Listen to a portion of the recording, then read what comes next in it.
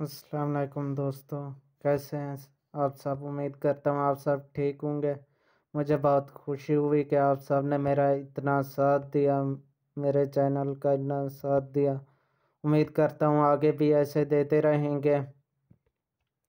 سلسلہ ہم نے شروع کیا تھا کہ علامہ اقبال کے اشعار کی تشریح، جو آپ نے بہت زیادہ پسند کیا، اس کا بھی میں بہت بہت شکر گزار ہوں۔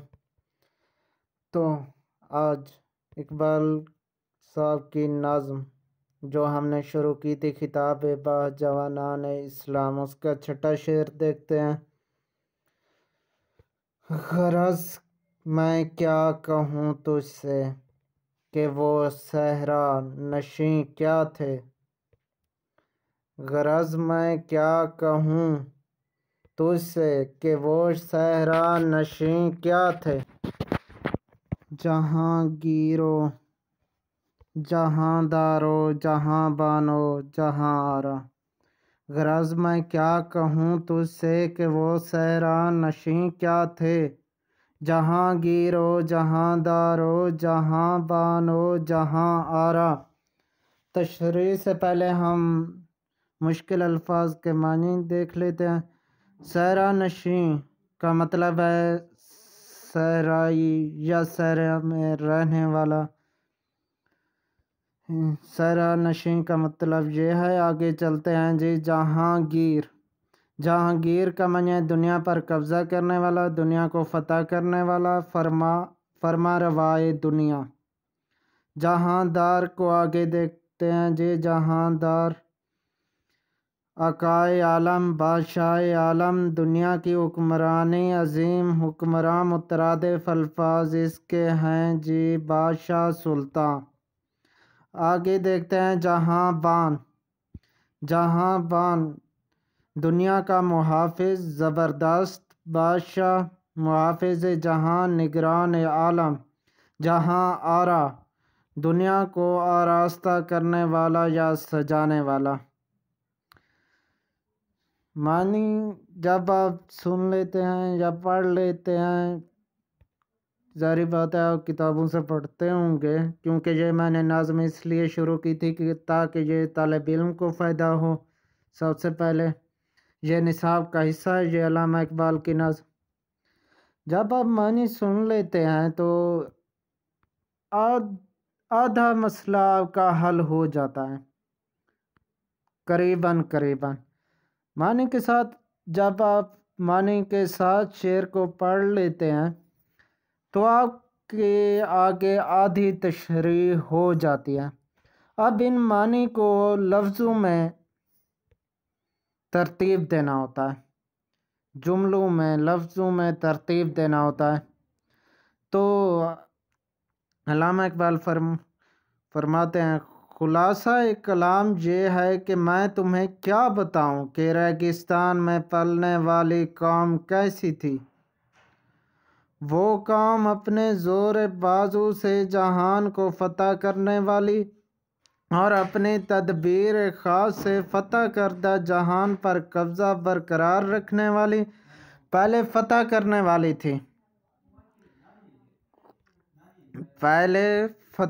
والی تھی، پھر جو فتح ہو چکا تو فتح کو برقرار رکھنے والی بھی تھی۔ یہ نہ تھا کہ ایک سال فتح کیا دوسرے سال حکومت چھن گئی، نہیں، لمبے عرصے تک مسلمانوں کی تاریخ سے آپ آگاہ ہوں گے، کتنی حکومت کی، کتنے عرصے حکومت کرتے رہے۔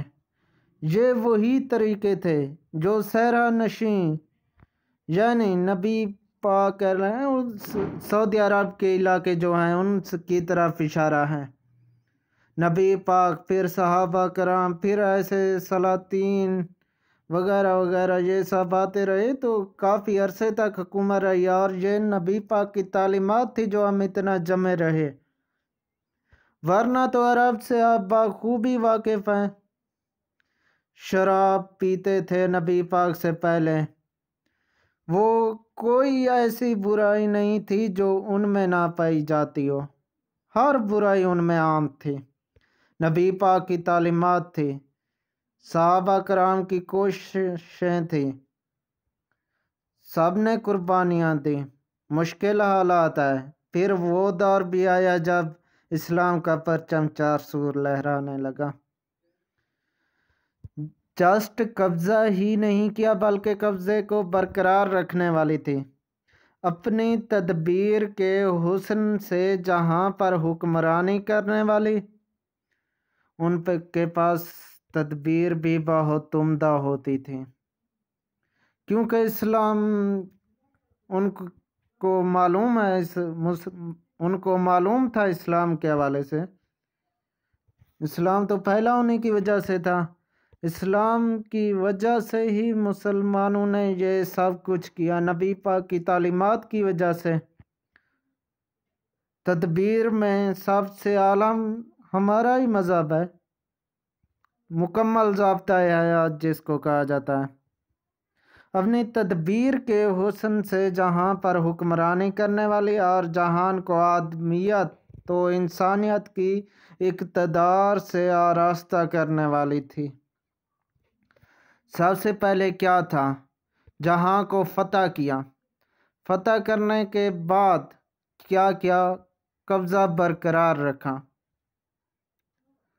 قبضہ برقرار رکھنے کے بعد حسن تدبیر کو اپنایا، حسن تدبیر سے حکمرانی کی۔ یہ نہیں کہ ظلم و ستم کر دیے،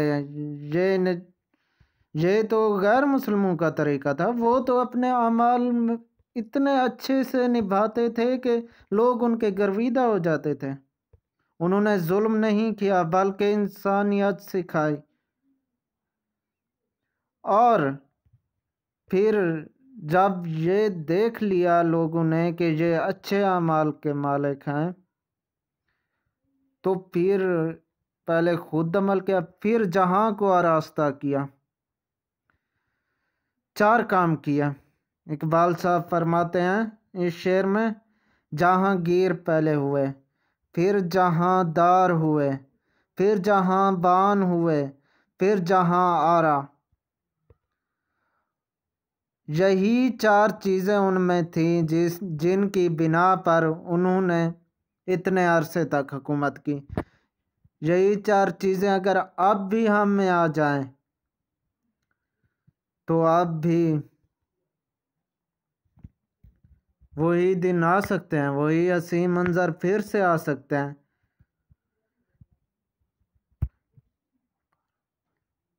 ہم پھر سے وہی اپنا کھویا ہوا وقار حاصل کر سکتے ہیں، لیکن شرط یہی ہے کہ نبی پاک کے صحابہ کرام کے بتائے ہوئے طریقوں پر چلنا چاہیے۔